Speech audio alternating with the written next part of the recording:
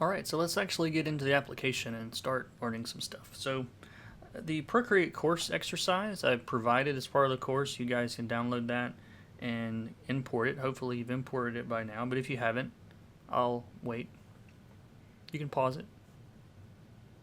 Are you done yet? Okay.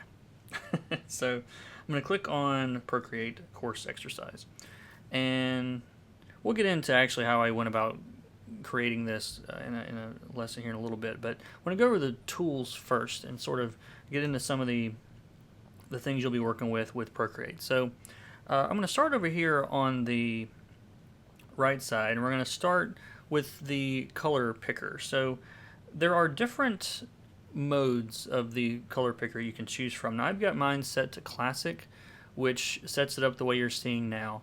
But there's a disc if you want a color wheel, which is very handy if you're familiar with the color wheel and how that works.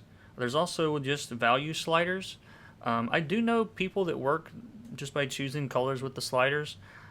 I never got in the habit of doing it, so it feels very foreign to me. Like, I need to be able to see my colors in relation to each other in the box. Like, that helps me to know this is more saturated, this is less saturated. And for beginners, I would say, and even intermediates, I would say that's probably the best thing to do. But if you prefer the color wheel, or if you prefer something else, then by all means, have at it. There's also some palettes that it comes with, and there's one that I think I've created earlier. It's really not that important for now, but we'll start with this one. We might switch over that color wheel in a bit. So the first thing, terminology. So there's some terms need to get out of the way so that we're kind of speaking the same language. So in the color picker, what you're seeing here is there's really three things happening here with these colors. You've got hue, saturation, and luminosity, or value, brightness, whatever you want to call it. So we'll work from left to right and up and down in each way, and this will kind of make more sense. So first off, you've got value. Now, the brightest values are at the top, okay, or luminosities. These are the brightest colors. And as you go down the window, these colors are getting darker, and they're getting, they're low value colors at this point. So as the value goes up, you're going up the color wheel, and as the colors get darker, you're going down. That one's pretty obvious. Okay. Now you also have saturation. Now saturation is measured left to right here. Okay. So all the way to the left side of the window, which is gray basically, there's no saturation. It's just gray. And then as you add color, you're adding saturation. So the most saturated you can get would be, over here on this far right side.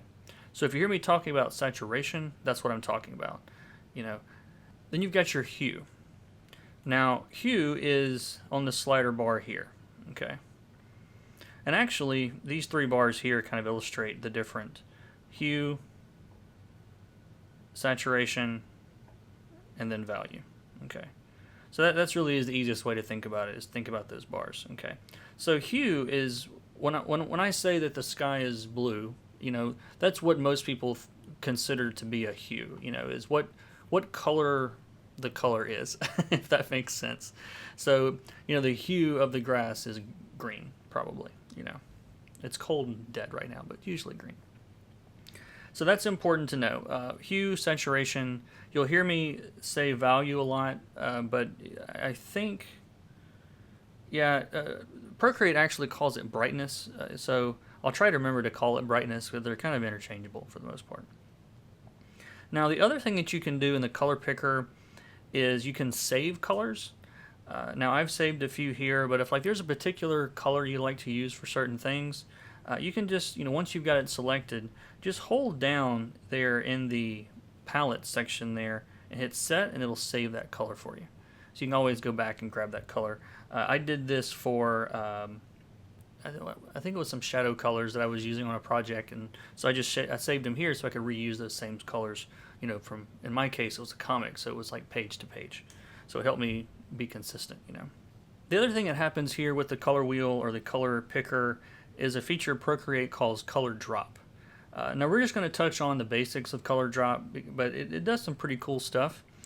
And if you just grab your color and drag it onto your image, that will fill with whatever that color is. Or if you had a something selected, then it would just fill that selection. Okay, and we'll talk about selections in a little bit. But Color Drop's a pretty neat tool. We'll get into all the different ways you can use that in a little bit. But it's the fastest way to just fill a section with color. So we don't want to get too in-depth in color. You could take a college course on color, so I don't want to bog us down too much and all of that. Let's move on to the next one.